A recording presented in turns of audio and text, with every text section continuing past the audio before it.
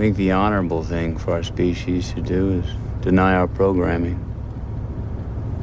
Stop reproducing. Walk hand in hand into extinction.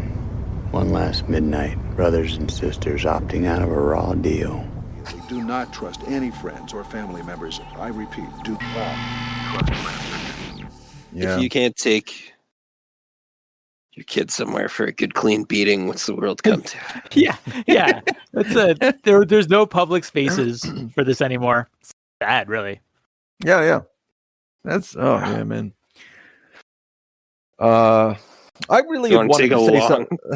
I had really wanted to say something about a comic book that I was reading, but like I'm just gonna ham-fist it, I guess. I just wanted to give a shout out to Absolute Martian Manhunter, which continues to be the best comic on the stands right now. It took a little break. So weird. It's crazy. It's the most visually interesting. Its writing is always very striking. It's very Morrisonian, so maybe like that'll always drag me, but it doesn't feel completely derivative. Feels like in that vein. Anyway, just wanted to tell the kids out there, you want your Absolute Martian Manhunter. Oh, I have to check that out, aren't I? Yeah, you might. I think so. I think once it hits issue 12, I think I'll force the team to take a gander at it, because there's many virtues there. Yeah. I only read things that are assigned to me now. Speaking of things that are Morrisonian and assigned to me. Oh yeah, here on the Extinction Agenda with James and Chris, the man on the internet most likely to have no mouth yet need to scream. We're talking The Matrix. I had put off doing this one for a long time, in the same way that you put off doing a RoboCop or you put off doing a Dark Knight Returns, that kind of thing. But we've been at this game long enough. And here in Kung Fu January, I thought that we'd come at The Matrix as a Kung Fu film. See what came out of that, right? Because I honestly had never turned my mind to, which sounds weird because Kung Fu features so prominently, but I never really kind of thought about it. And so most of what we've been doing is tracing the lineage of how we got to this movie through Yen Wu Ping, the fight choreographer. But I mean, that's just the least of what this movie has to offer. Okay, so I'm going to start with you, Chris, because you said that you hadn't rewatched this. Is this true? You hadn't rewatched it since you saw it in theater? Yeah, it was 99. Wow. So since 1999, you've just so for all intents and purposes, you've watched this movie for the first time again. I'm really curious about how you came, because I've seen this movie a billion times. I feel like James has as well. Wow. Although, yeah. Okay. Yeah. It's really. So there's no freshness, it's just. So anyway, I'm really curious. I'll get out of your way here. It's interesting how much sticks with you, because it is such a vividly defined movie, in so many, visually and in its themes and its philosophy. Okay, it's a personal journey, because I loved, I fell hard for this movie when it came out. I loved it, and it fed into. I was reading Invisibles at the time. I was reading we played a role playing game called Magic or Mage the Ascension, which has very similar themes of seeing through reality and awakening, and it just pulled all these things together that I love, like William Gibson, cyberpunk. It blew my mind, and so carrying it forward. I felt like the second two movies were such betrayals. As I saw them, I hated them with a passion. They're terrible, and that's really why I haven't. I think I've been unconsciously afraid to go back to it, because maybe it's cringe and maybe I'm an idiot for liking it. Thankfully, not the case. I really did enjoy it. Still, the themes are great. The pacing, the construction of it, the action, the suspense, everything works with this, and it really should have just stayed a self-contained movie. It really, really should have. Matthew and I recently, when I was preparing for this conversation, I watched the quadrilogy with the little boy, and both he and I were very unimpressed. I like the fourth movie. I think that one has its virtues. It's not a great movie by any stretch, but it has something a little different going on. But the second and the third movies are just embarrassing and boring. That's the worst crime you could possibly commit. Like, turn this movie into something just absolutely pants-shittingly boring. Yeah, now I want to watch them again to remind myself. Yeah. Oh, yeah. Anyway, we don't need to get into that. James, you, I feel that you haven't watched, and you can obviously correct me if I'm wrong, but like you probably also haven't watched this in probably a few years, like half a decade or something, or am I just like making that up in my head? You know, it might have been better than that. I think it must have been 10 years now. Yeah. Since Okay. I sat down and I I bagged my little one. I keep sending you guys pictures of my little Blu-ray from like a thrift store because I've just always had it on DVE, which is fine for me because the movies from the 90s, which this is a 99, typically have special effects and sets that don't lend well to Blu-ray pictures, because there's too much detail, and their special effects were sort of built to be on a grainier format, and you can get away with more. Jurassic Park's a great example. It's a tough one. When you redo those onto Blu-ray, you have to remaster them. Usually, like Star Wars to some degree, and there are always scenes that just look fucking stupid. So like Jabba, like in those are all awful. Yeah. A New Hope, that's terrible. Yeah. Well, why anyone would make that choice? Anyway, this is the same sort of deal for me, but this is right on the cusp. Like this is right. Like this was the beginning. Like one of the first movies, like not first, but one of the earlier movies to get converted into the Blu-ray format. So I do think the special effects were like right on the borderline, and this tends to have like a lot of practical special effects. Like for whatever reason, they stuck to their guns. And things are gritty and they're okay in the high def format. Yeah, but it's been 10 years, and I was wowed again. I feel a lot of romance toward this movie. This is something big, and the concepts are amazing, and it's just an absolute science fiction classic. But yeah, I have never watched the fourth movie. Embarrassingly enough, I'm not sure if that's a good thing or a bad thing, but I don't. Man, any other installments into the Matrix universe past this are I don't know that I've watched them very many times. Is all I can say, because they're terrible. So for the Animatrix, which I don't know if anyone wants to touch on, but yeah, I think one day we'll, because that thing fucking haunts me. That is the only other entry that kind of dovetails perfectly with. I don't know if it's perfectly actually, but it's actually kind of a bad. But it's a jolt. Yeah, exactly. Yeah, it's like that. Like, I'm not kidding when I say that thing haunts me. Like when I think of like what the war of the future or the present is going to look like that, I immediately get the Animatrix in my mind, and I just think about like how we never should ever do that. Anyway.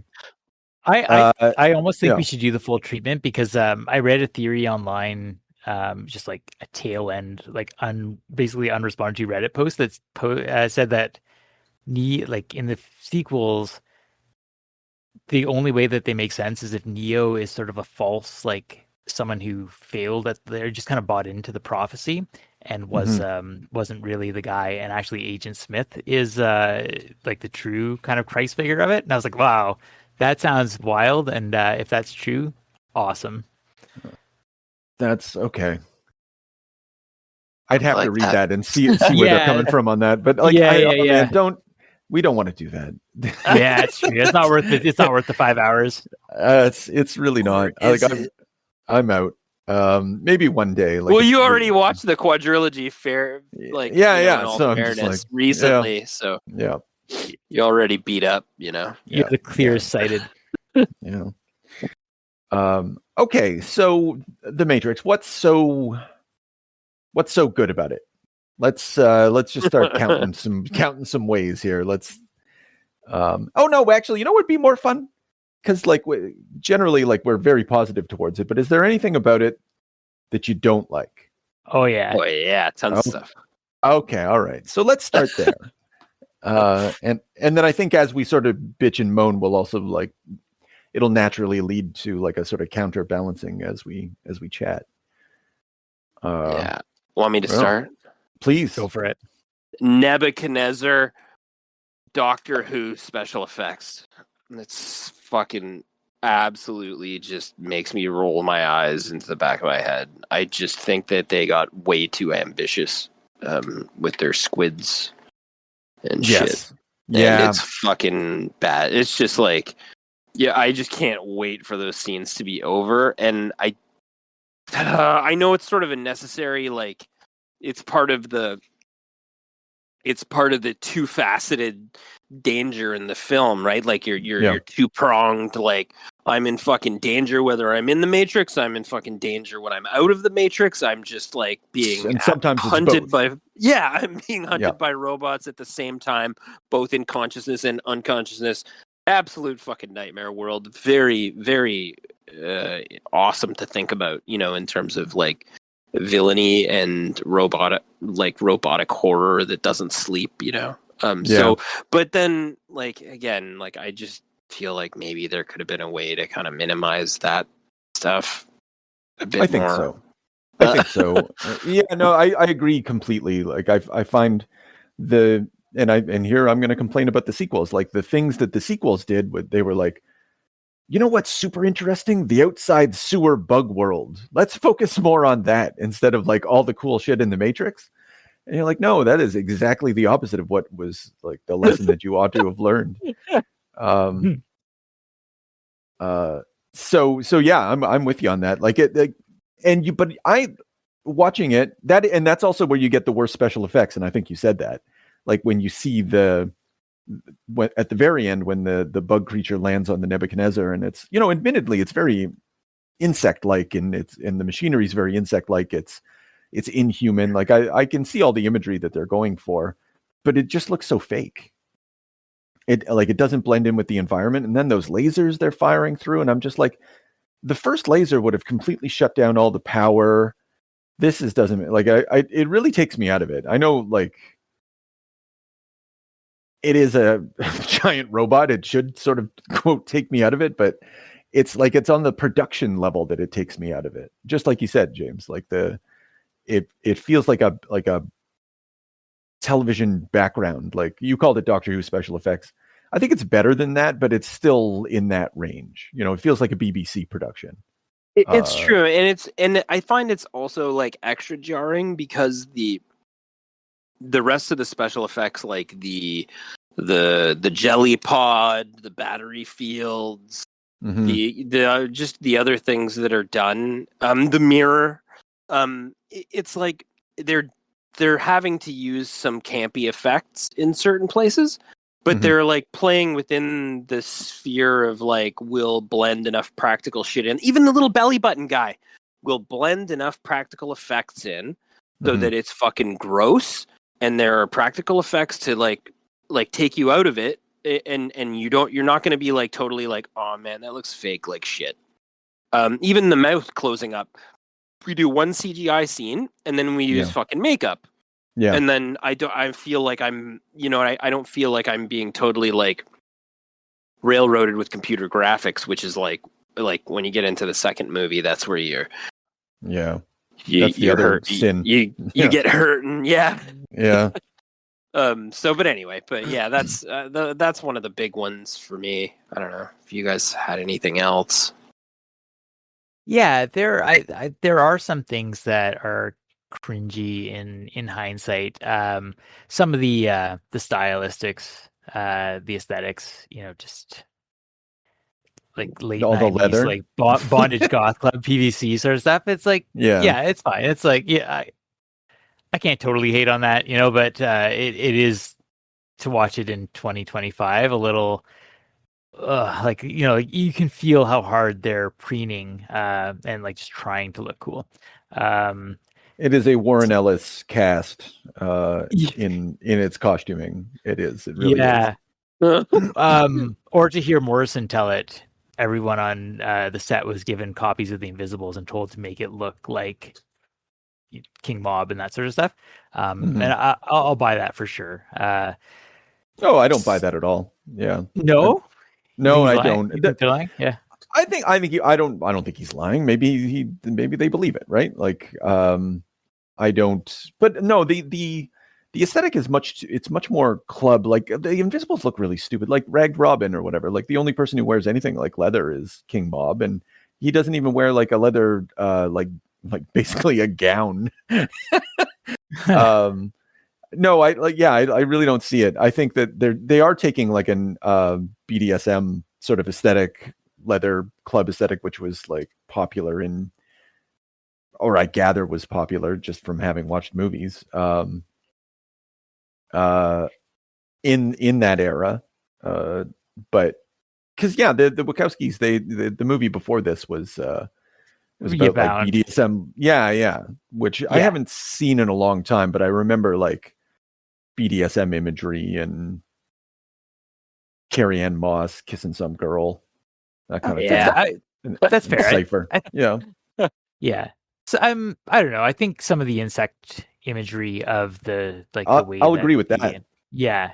Like there's definitely influencer homage but anyway, we can get into that a little bit more later. The thing that really stood out to me this time, because I'm much more aware of such things, is how much Morpheus is a magical Negro figure, and it's like the textbook definition of it. Yeah, it's crazy. Like it's just like, and I think it's really unfortunate because as I dug into the movie a little bit, wasn't necessarily even their first choice. Apparently, they wanted like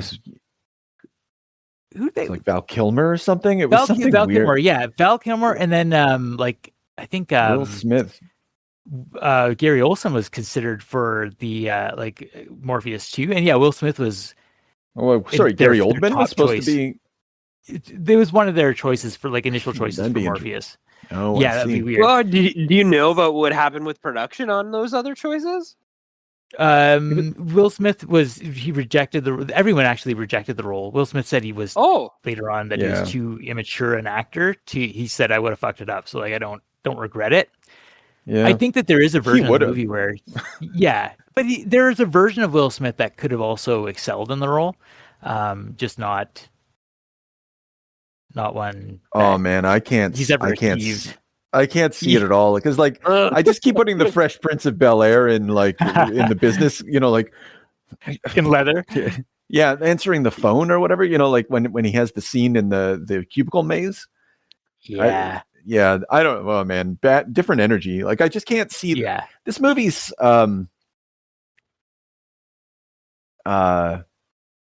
although it I think later on they overcompensate, or actually they don't even overcompensate. There is a multiculturalism amongst the crew of the Nebuchadnezzar, and the white guys are generally Cypher's a fucking piece of shit. Yeah. But still, there's something very white about this movie. I know that I don't know how to characterize that though. Maybe it's bland liberalism. It's the white Jesus. I don't know. Well, yeah, yeah, and it's because I love Lawrence Fishburne so much too. In general and in this role, he's so good. Yeah. So it's just so unfortunate that his role just fits this perfectly, where the magical Negro is there just to use the powers to guide and help and instruct the white character, and can only use the powers in the white character's benefit, and that's exactly what happens in the movie. Yeah, and I have often I've given thought to it. I didn't place him as the magical Negro character though. But, I thought of him more like a Yoda, like that. The Joseph Campbell thing, right, where he has to meet the wise man that does the thing. Yes. I think I kind of whitewashed it, I suppose. Ironically, because he's cool. He is an impressive figure. He owns that role. Yeah, he is the coolest person in the show. Yeah, but easily his aura and delivery of the character. It's hard because if you If I guess if you don't like, if you I like to say you whitewashed it, but if you glaze over it, he's so cool that he just leads the pack in like memorable characters and figures for me that I want to see again, but then I guess if you when you really get mean about the writing, you can't ignore it. Yeah, which is fine. And I'm sure this was noticed like immediately. Like this, you don't need 20 years of hindsight to have No, I'm sure there's 100 essays about it. Yeah. Still though, very cool. Like he does get the best lines before. So let's talk about the twist. Like this is the era of 1999, the year of the twist. Fight Club comes out, Sixth Sense is around this time too, and I didn't see that coming, and I love, like that. Actually, this is a simulacra, and it's the future, and humans are being farmed for electricity. That's awesome. It's fucking wild, and it's really hard to like this length of time away from the show to sort of remember how sort of shocking this was. But the way that Morpheus, when he gives that speech, like it's the splinter in your mind, or, like you feel it when you go to church, and he rhymes off all these what your sort of centrist liberal or libertarian perhaps would talk about, like these oppressive forces. You got your church, you're paying your taxes. He rhymes off some other things, but it's basically all these systems that we sort of slot into, and the way that the church and state, impact our lives. And these things are like, these are the ways in which the Matrix are the sort of images that were given as the Matrix is being introduced. And he presents it it's so cool. The way he smiles, that little cool smile, like when you pay your taxes, it's fucking beautiful. And then when you get the reveal, and this, I suppose this gets to, the bigger sort of themes and whatnot, like all those sort of oppressive images. And this maybe gets to the Invisibles thing. Like it's all tied up in this machinery that has us enslaved. And all these systems of authority are just like facets of the machine that's enslaving us. It's exciting. It's exciting as like a sort of rebellious little movie, like that. It feels revolutionary. I don't think it is, but we can get into that. Anyway, Lawrence Fishburne sells all that shit. Yeah, like the talking parts are interesting. They're exciting. The action parts are slick. Like it manages this neat magic trick of fusing these things that normally, I don't know, has that ever been done before? I can't. Maybe Blade Runner or something like that. Like it's hard to think of any precedents. Yeah, that's probably your only one. At the same time, though, this movie is just like, it's a very good superhero movie. It's the best of the superhero movies that have ever been produced, to my mind, anyway. But like, it's still sort of stuck within. That's what it is. Everybody has code names and costumes, and there's villains, and it's the origin story, where they weren't able to expand on the premise. Yeah, and they fight the status quo, but at the same time they fight forces of oppression within the status quo, but ultimately maintain the status quo. They're and then he literally flies off like Superman at the end, right? Like, what more do you want? But they don't wear stupid masks, and so it doesn't feel like a superhero movie. No, it's an X-Men rebrand. Yeah. X-Men's after this, right? Am I wrong? Or is it before? No, X-Men's like 2000. 1 year before. Something. No, I think X-Men might have been 98. Okay, well, we can look that up. The first one. I think James is right. Yeah. Which one? 2001? Oh, no. 98, James. I may be wrong. I feel wrong now. Released in 2000. Yeah, okay. 2000. Okay. So it was the year after. Okay. Yeah. So that it's the X-Men where Bryan Singer was like, I know what's cool. Leather. The Matrix was right all along. Yeah. He's What gonna do pop. we- Just watching that scene. Oh shit! I got it on in the background as well. The one thing that was cool was like like what you were describing too is that the twist was the robots using people for batteries. So then you're in like this is very Terminator. Yeah. But then it's cool that that's the twist, because the other twist, the bad guy, is very transparent through Cypher? like cipher. Yeah. Yes. Yeah. I wouldn't say that there's any surprise that he's betraying them or anything at any point in time. Like it's right on the surface. So I'm Well, not It's I'm almost literally not the sure first. the point of it. It's literally the first. Like Cypher's betrayal is the thing that motivates all the action in the movie. So the opening scene, they're on the call together, right? You've got the black screen with the green lighting, and Carrie Ann Moss comes on, and she's talking with Cypher, and then she's like, "Wait, is this line cleaned? Are you sure?" And he's surprised that she's coming on, right? You weren't supposed to relieve me. He's always doing dicey shit. Yeah. And then afterwards, like that's how the agents knew that Carrie Ann Moss was at the heart of the city. And that sets off this, that sets off that. That's why they find Anderson, right? Because they got the name from Cypher.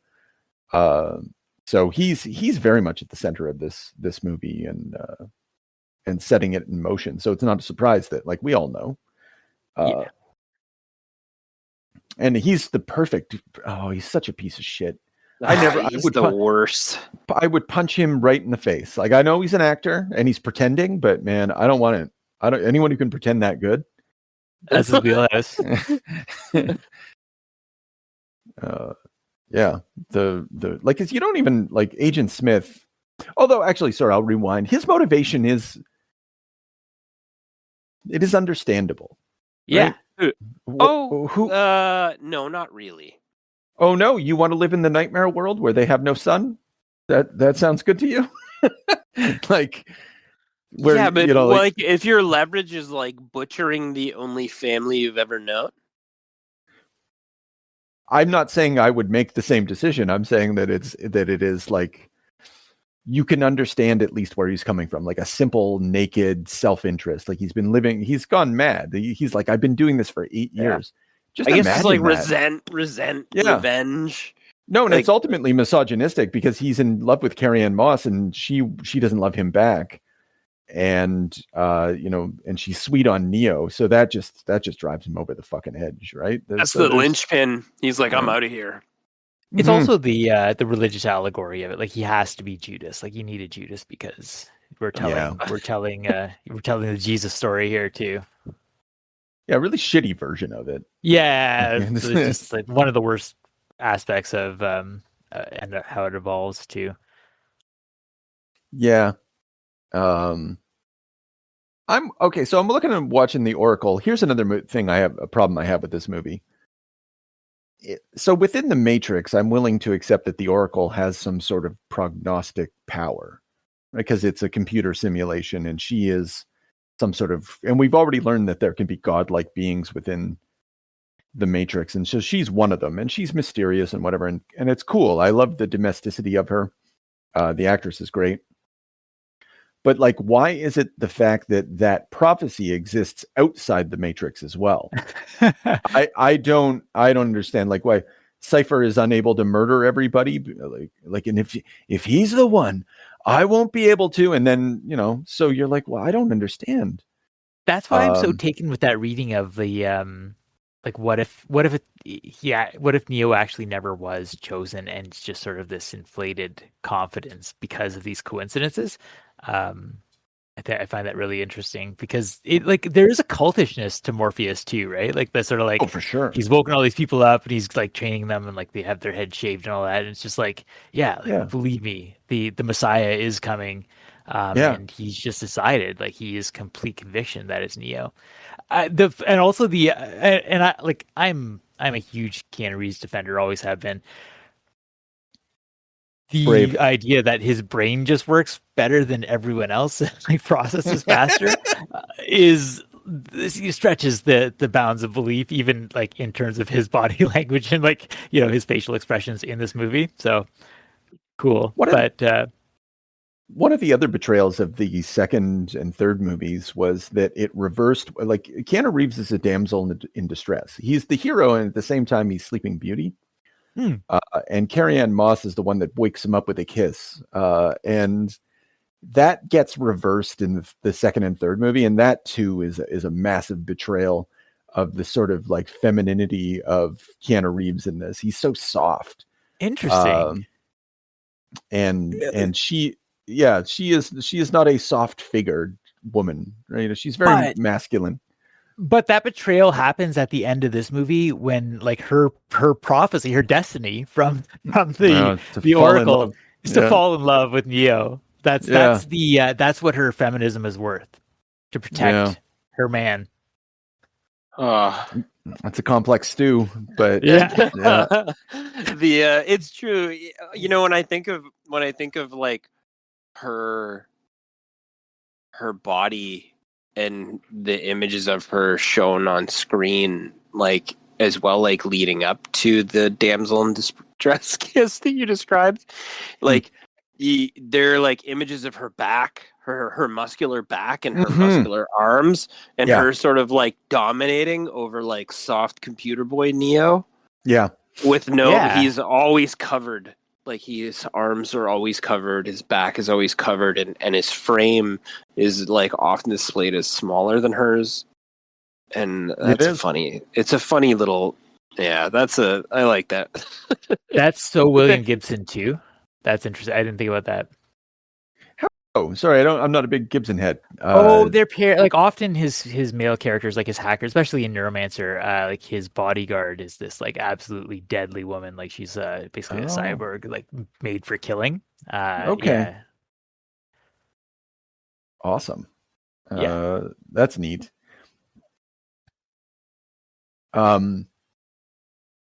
There is a whole like when Neo goes to that. Okay, so it's mescaline. It's the only way to fly. He follows the White Rabbit over to the club, and like you're at a full on bondage club, and he's just kind of like chilling, right? And there's some weird shit going on in the background, like people with like collars and like pig. I don't know what the fuck's going on. I've never paused it to look at it. This is the Blade rave. This is something that only occurred in this time frame, space and time. I don't know why. It was a blip. It was a moment, right? The fetish club. Yeah, I'm sad that Blade rave is gone. Yeah.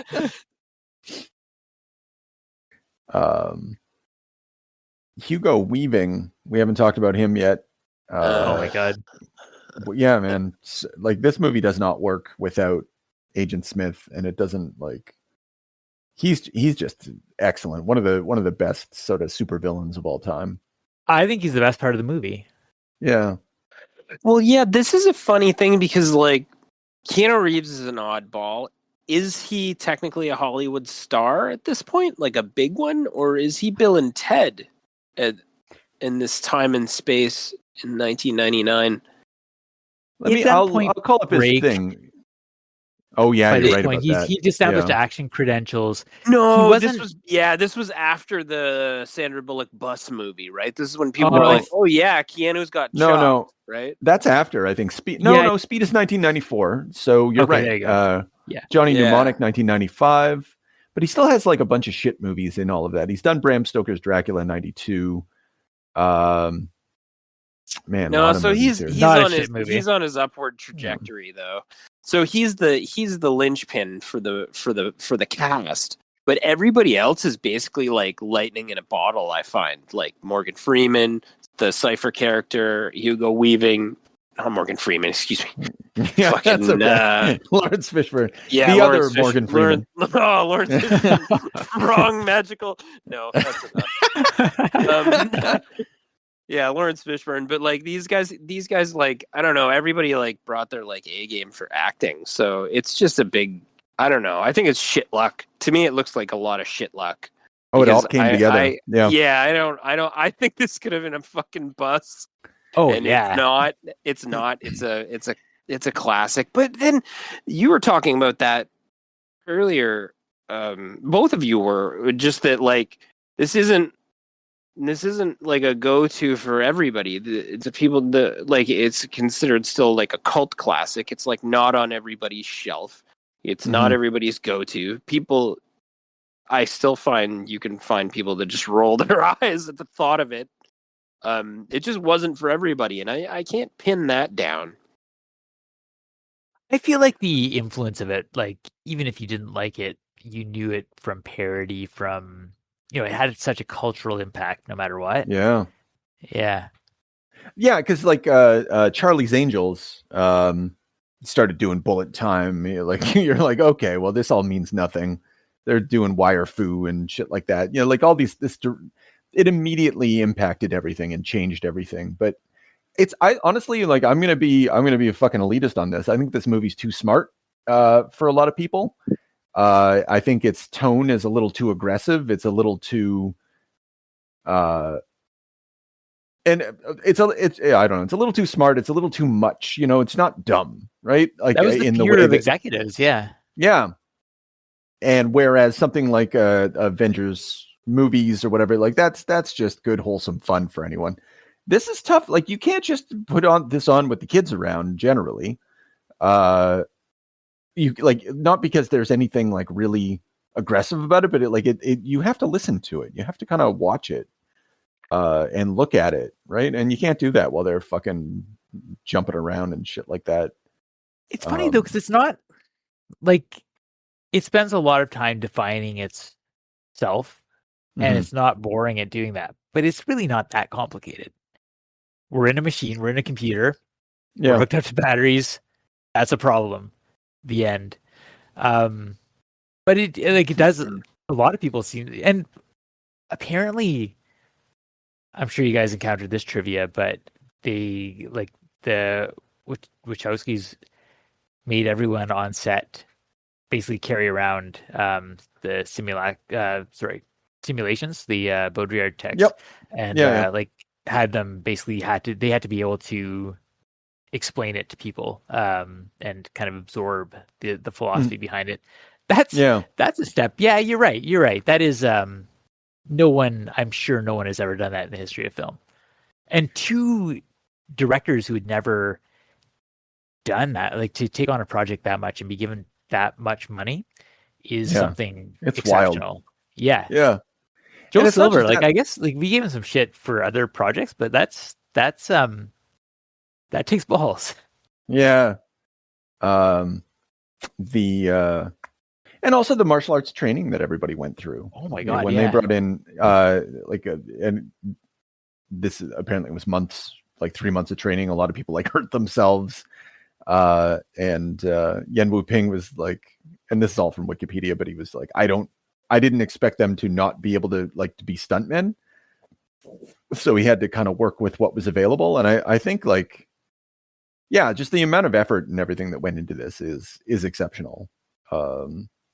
Both in terms of production and in terms of like the physicality of the actors, the specific quirks.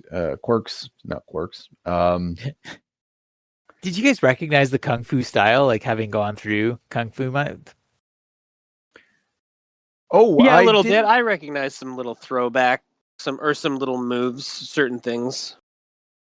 I think that, yeah, I think I did. I couldn't like describe what I saw, but I did. Yeah.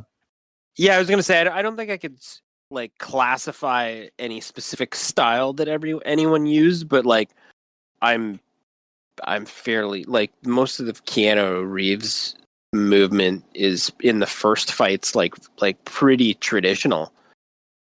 Like and then they do a little like when he switches to that boxing stance and kind of like touches his nose with his hands. That's like that's like a little Bruce Lee thing. And then Lawrence Fishburne does a little Bruce Lee shuffle in that instance too. So they're doing some doing some little nods and stuff like that. But it's yeah, there's a lot to, I don't know. Their fighting was really exceptional.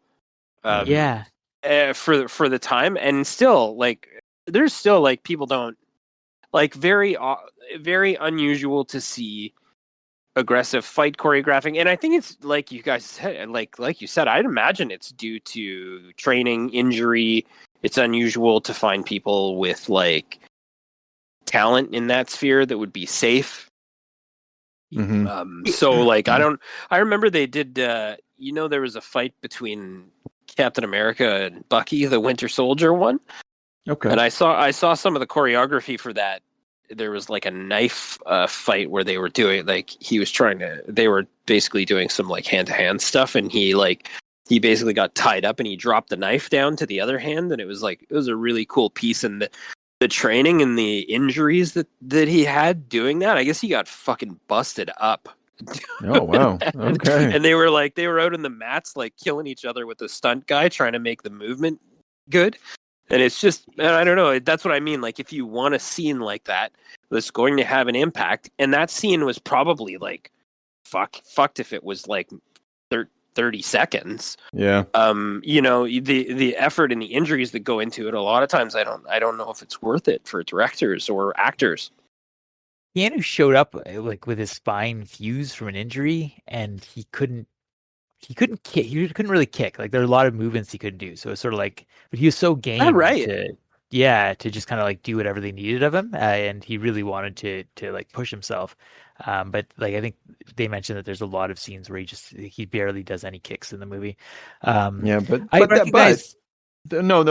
is a lot of scenes. I did read that as well, and I was like, wait a minute, is that true?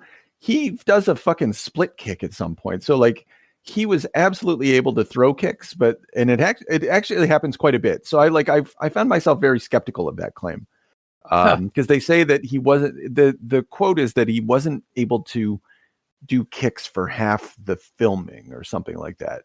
But like, whatever kicks he was able to throw, they put on the screen. You think they just backloaded it, like the filming schedule, to like, yeah, here's the parts where we need some kicking. I'm not sure. Later. Yeah. Huh. But like, yeah. I mean, maybe they expected more kicks from him. But it seems like a lot.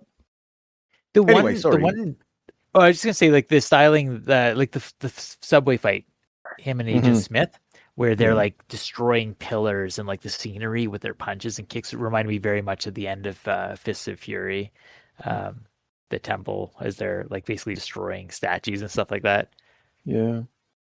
The bullet time. So in actually getting back to Fist of Fury, or Fist of Legend, Fist of Fury, with the old Bruce Lee movie, there's that scene where I think he's fighting the giant guy, and he's his hands, they made the camera like all wavy, right? Like a psychedelic sort of thing while he's moving his hands in order to represent that he's going so fast. Yeah. It happens for like a couple seconds, and I was like, oh, that's bullet time. Like that's just kung fu. And I didn't see it like that before.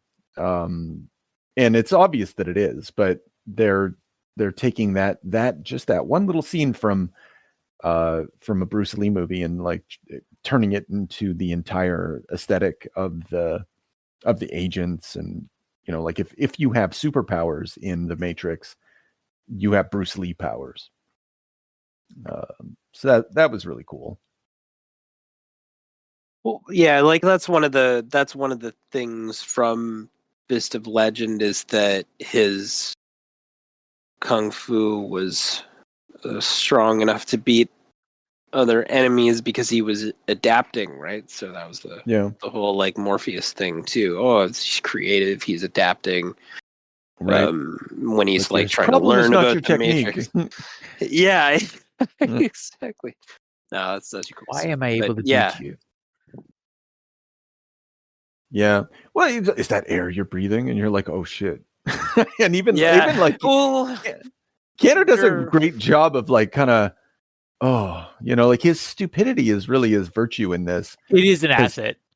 Yeah, because he's lost, and he's kind of like, he's a character that we're lost too a little bit, right? So we're just following him around, and he doesn't really get confident till the end.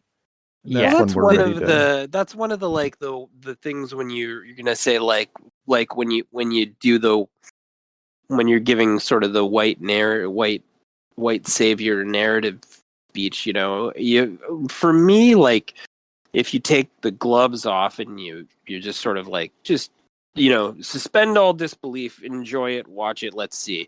He's really he's more of like an empty slate, sort of like idiot everyman that you can attach yourself to.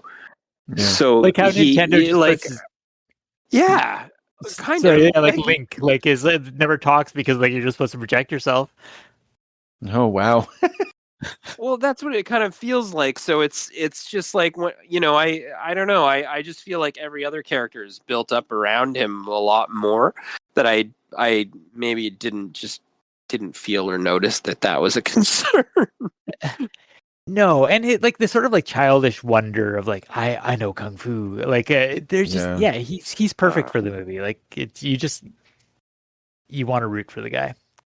Yeah, it's the same thing with the complexity of it too. Like when you're thinking about like how smart the movie is and things, in certain spaces it is, and then in other spaces it's like, is that air you're breathing? Or the little scene where the kid's like, there is no spoon. Yeah, exactly. Thank you. And you're like, that's not smart or clever. It's like you've already kind of delivered what's smart and clever, and then you're just sort of like reminding your audience with like sort of stupid one-liners throughout. So there is some like some cringiness or like eye rolling, that can happen still throughout.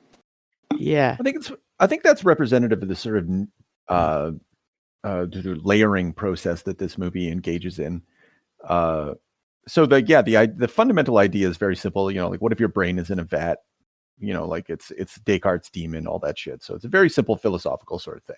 It's very high guy college student. Yeah, absolutely. But the way that they begin to introduce it, it's through a lot of subtle or not so subtle cues. Like simulation and simulacra is there, and you're like, oh, it's a smart thing. But even like the simple, and I alluded to this describing Chris at the beginning, like when Keanu Reeves has no mouth and he must scream, like that's they gave the game away right there. Like they're inside of like that Harlan Ellison story. yes. Which is about people being tormented by their consciousness tormented inside a giant computer. And so like, that's foreshadowing, it's illusion at the same time. They call him Copper Top. Like, why'd they call him Copper Top? Right. And because he's a battery. Yeah. And so they do it, and yeah, they do it. They just like, they're constantly taking ideas, whether religious, whether philosophical, whether cultural, and they just plop on top. And with the idea that at the end of the movie, you're going to have something to think about and something to grapple with.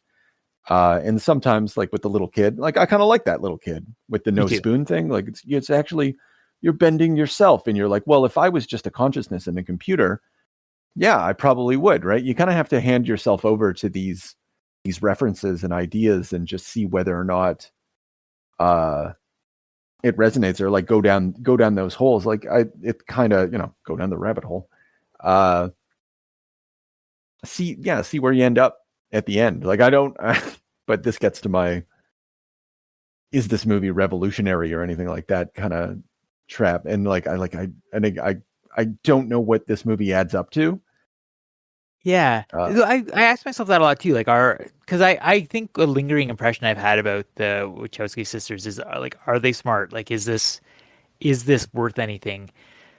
It is, but they are, and yeah, they are, at least at this phase, or they're drawing on the right things. And I think maybe what they are like, they're consumers. They are magpies, or they're synthesizers, and they happen to be at the right moment to pull together all these strands in sort of more underground, like alternative art, pop culture sort of stuff, and to have the presence of mind to kind of make something out of it. But I don't, without I think a clear sense of where it was going after that. Like it happened to be a moment, and it kind of all fell together. into something cool. Yeah, it Well, was I think- supremely cool. I think too, this was a big wake up for me on how brilliant the movie was, because this viewing in 2026, like what did they hit on here? They hit on AI. They Yes. hit on virtual reality sandboxes. They hit on drone attacks from AI. They hit on porn. Let me get you a little intimate visit with the red dress girl. Yeah, you like that? You like The that? digital pimp Anyway, at work. Yeah. Don't mind these Philistines. Anyway, or hypocrites. Yeah, hypocrites. Yeah, and you're like, wait a minute, they've all been done it. fucking on the internet as But, well. like, Yeah. For God's sake, those things are all happening right now, in real time and really aggressively. And like these were only imagined things at this time. So, I mean, that's impressive to me. I don't know. It's true. Yeah. In fact, I think the resonance of it, like, it was the right time to rewatch it for exactly those reasons. I could, it did feel like very of this time, in a way that, it was like they were cool ideas in the past. It was a cool thing to think about. Now you're like, oh shit, we're basically almost here. I really admired the, instead of making AI completely evil, the first iterations of the Matrix tried to put people in a utopia, and like the minds just rejected it. It was like you didn't believe it, and a lot of people died. So we had to just, the peak of your civilization, 1999 corporate capitalism, fucking awesome. Then the irony is, like, maybe it was. Like, yeah, Oh, is that's funny. the worst part of the whole movie. Yeah. Accurate. I used to think it was humanity fucking corny. Yeah, and I don't know if I like fully appreciated the implication of like, no, we destroyed the sun because you were solar powered, so that's why they needed humans as batteries in the first place. So this gets to another thing that the problem I have with this movie is, like, why does what virtue does your freedom have? Like, you don't have trees anymore. Like, you live in a nightmare world of rocks and storm. Like, this is there's no hope in this world, and like, freedom is not in and of itself something that feeds you. Dude, like, did you see the rave in Zion? Yeah, oh yeah, I fucking did, Doc's man. got the t-shirt. Cypher was right. Yeah, I think so, man. That's. I think, man, the world that they're fighting for, like, I think they probably ought to have given us a better sense of, like, what are you fighting for? What is the point of all this storm and fury? That is the interesting thing, because I was trying to also watch this movie from a perspective of, like, say I'm a far right, like whatever, like, say I'm in the manosphere, and like I'm talking about the red pill all the time. Does this movie support that? It doesn't totally not support that. Like, it's very abstract as to what the Matrix is, and I think by the end, Keanu's final speech of, like, we're gonna have a world without borders and without boundaries, like that's a very anti-right wing sort of idea. That is, and also, like, the multicultural nature of the crew and everything, and yeah, absolutely, yeah. Like, sort of freedom is sort of like a freedom to, like, dance and express yourself, and, like, probably to hook up with people of opposite genders, or same genders, I should say, which is something that they wouldn't support. But yeah, it is interesting to see how almost contentless revolution is in this movie, and even that speech that the Matrix is a system. They've absorbed the system. They'll fight to the death. So anyone who, like, we may have to kill James's anybody. favorite meme. Is that right? Oh no, I love when James sends me, because he sent us on. They show all those bums and crazy people, and they've overlaid it with Morpheus's speech. Oh, These okay. people will fight to the death, with the music and everything. That's my favorite reel.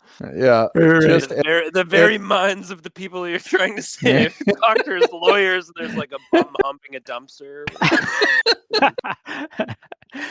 Sorry. Anyway, I'll find one for you, Chris. All right.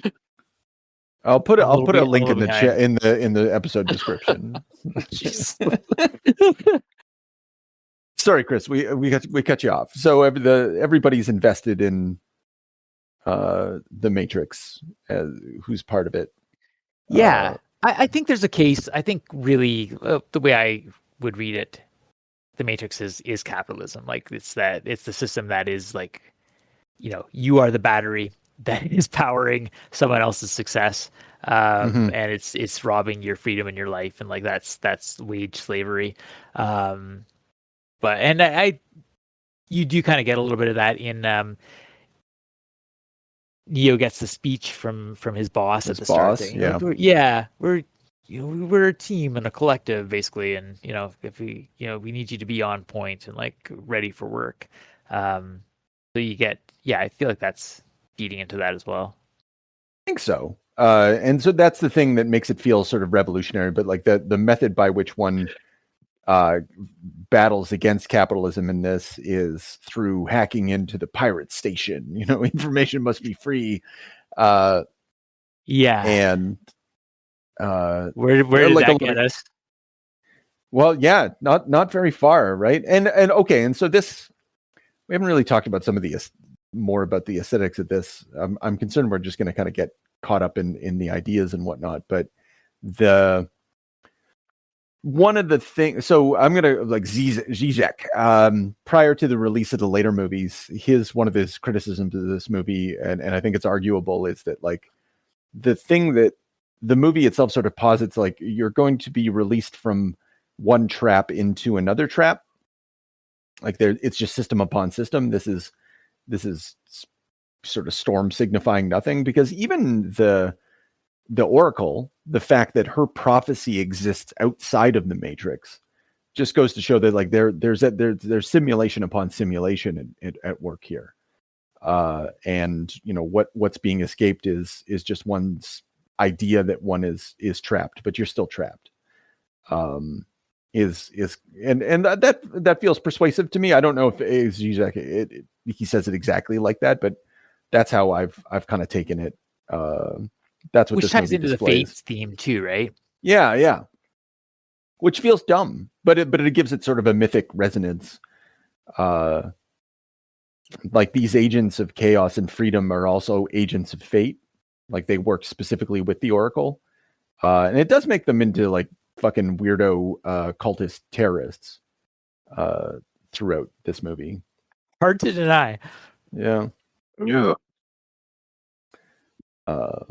But Smith is rad. One of the things that also helps bring out these things is that he wants to break out of the system. Like he's the ultimate embodiment of the system, and he was like, I must get out of this. I fucking hate it. Yeah. His breaking point is kind of like a confusing thing, because it's like there's a problem with the AI, or there's a sentience or an issue with it as well.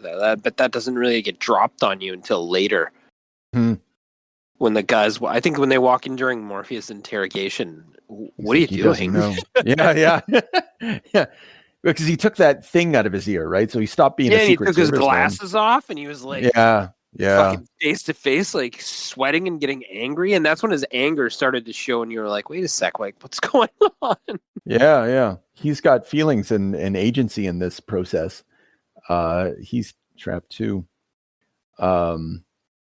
I guess maybe the sunglasses thing is a good shift to talking about like the visual elements in this movie. Watching it this time around, obviously the sunglasses stood out a lot more for me this time. Like the reflections, the way that they filmed reflections from various glasses. That's pretty cool. But what the pills really, are reflected in glasses, yeah. The color scheme really stood out to me this time, and the way that the Wachowskis fill the screen. They use all portions of the buffalo. These fellas. At that time they were the fellas, and so it's green when they're in the Matrix, and it's blue when they're outside of the Matrix. Everything's tinted in a very specific way, And I know that's stupid, but like it really goes a long way to demarcating the worlds that are created in this. Yeah. And even so, you got the Matrix imagery falling when Neo's inside the back of that vehicle and they're going to take the bug out of his stomach. The way the water falls on the back of the rear window, it looks like the Matrix code falling or whatever. And like the shots that they get with water falling in those early things, like every moment is very considered, very sort of music video, but at the same time, like kind of classically filmed. I've seen some of the movies that they've made after this. They're not very good.